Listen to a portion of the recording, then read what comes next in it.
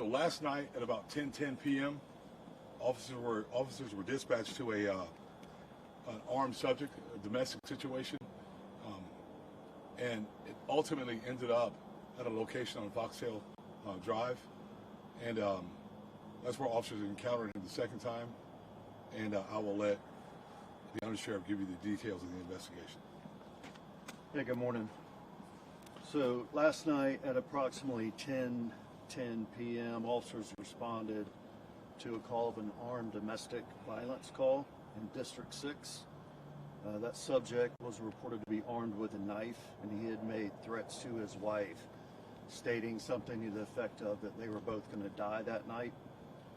That suspect fled the scene before officers arrived. However, once the officers arrived on that scene, they spoke to the victim and they were able to speak to that suspect on the phone. That suspect made statements to the officers on the phone that he was not going to go back to prison and they were going to have to kill him. So they got information from the victim that the suspect had probably fled to a family member's house, which was in District 5. Those officers coordinated with officers in District 5. Those officers, around 12:30 a.m., responded to the 7800 block of Foxtail Lane.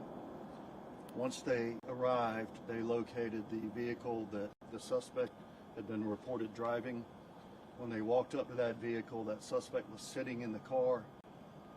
They started talking to him briefly, asked him to exit the vehicle.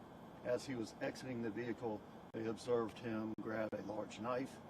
He came out of the vehicle and started aggressively approaching those officers, yelling something to the effect that they were going to have to shoot him. They tried to create space. He kept advancing on them, and they fired several times. He dropped the knife, fell to the ground, and they immediately went into life-saving measures, performing CPR.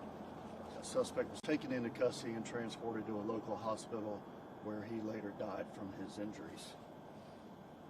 The state attorney's office was also on scene. They were conducting their independent investigation. And I will give you the three officers that were involved in the actual shooting. The first one is W. Morris. His ID is 89302. Second officer is G. Griffiths, ID 73548. Third officer is R. Roden, ID 89305.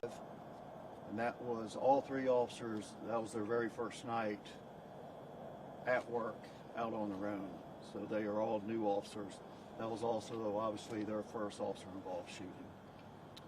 The suspect's information is Jose Cabrera, C-A-B-R-E-R-A.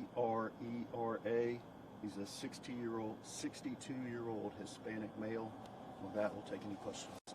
Is it safe to say that it was like he was barricaded for a short period of time? Like, would you use the term barricaded? He wasn't barricaded, okay. No. Once they approached the car, they asked him to step out. He grabbed the knife and he stepped out. Was there any non-lethal use before any deadly use? We're trained, so we're not going to use a non-lethal weapon when someone is attacking us with a lethal weapon. That's for training. Even though an edge blade is a lethal weapon. Even though he had the knife in his hand. That's a lethal weapon. In that conversation, how long do you think that happened between him and the officers? It was very brief. They walked up, saw him in the car, asked him to step out. He grabbed the knife and stepped out. And sure, TK, if I could ask you, I know about exactly like a month ago when it was an officer-involved shooting, you did say something that you have noticed when it comes to all of these is that the suspect has been armed. Can you speak on that again since it has happened again? Yeah, I mean, in this case, the Undersheriff was talking about it. When the officer walked up to the car, he saw him in the car. He asked him to step out. And when he grabbed the knife, he said, "Don't grab that." He told him not to bring it out with him. He did it anyway. And then you leave him with very little choice. When you're advancing toward a police officer holding a knife, the result is going to end up pretty much like it is. It's concerning, of course, when we run into these type of situations, but they're trained professionals to take care of themselves, take care of the community, and they're going to do that. Just to confirm, this is the fifth officer-involved shooting this year? This is the fifth. The second this week? Fifth this year, second this week, yes. Do you have anything to say about that? The situations are dictated by the individuals that we come in contact with. If we're talking to you now, or anyone at this point, and someone produces a weapon, the whole situation changes. And that's what happens there. They're not going there they know that there's a possibility that there's going to be violence because they know the initial call, right?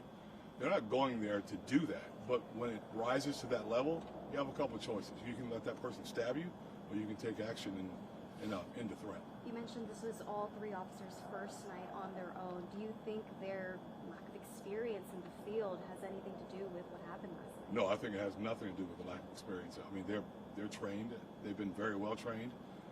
They all saw the same threat, and they all took the same action. So that goes to the training. That goes to what we do and how we train. I think it has nothing to do with that. I think it's the situation. I know it might be. And oftentimes, sorry about that. Oftentimes, do not lose sight of this. The people that we come in contact with dictate what happens. We don't dictate that. We have to respond to what we're seeing happen in front of us, and that's what he did tonight. And I'm sorry, I know it's still pretty early, but any chance it was a mental situation or anything like that happening with him? Like It's possible. That's part of the investigative process. Is the victim safe? Original? Yes. Yes. Is there going to be any sort of counseling services for the officers, being that this was their first night? I'm sorry, I can't say Will what. there be any sort of counseling or any sort of thing like that for the officers? So yeah, we've been very intentional about opening a wellness section for our officers. One, we want officers to be taken care of so that they can take care of the community that we serve. So that stuff's available for them. They will see someone prior to returning back to work and go from there. If they're not ready, then we'll deal with it as it progresses. Are they going to remain in the same division that they are right now?